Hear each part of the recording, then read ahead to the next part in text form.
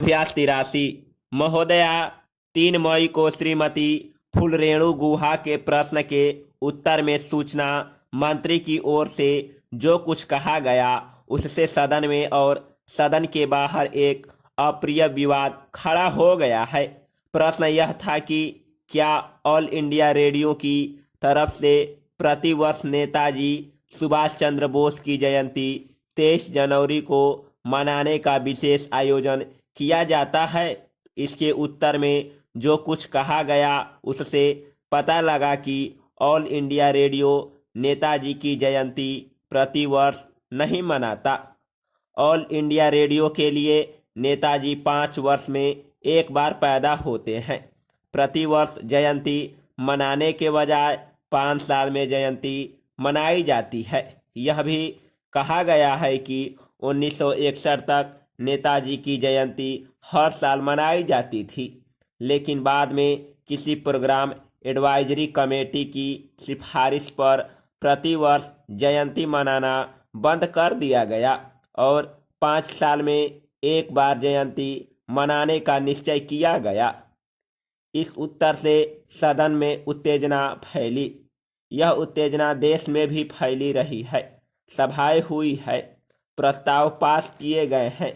Calcutta corporation ने भी जो उत्तर दिया गया है उसके खिलाफ एक प्रस्ताव पास किया गया है। और महोदया, उत्तेजना फैलाना स्वाभाविक है। नेताजी का हमारे हृदय में बड़ा महान स्थान है।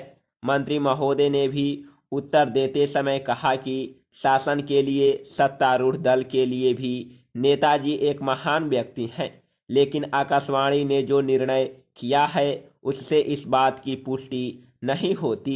उत्तर में कहा गया कि केवल 3 व्यक्ति ऐसे हैं जिनकी जयंती प्रतिवर्ष मनाई जाएगी और बाकी के महापुरुषों की दूसरी पंक्ति में बिठा दिया गया।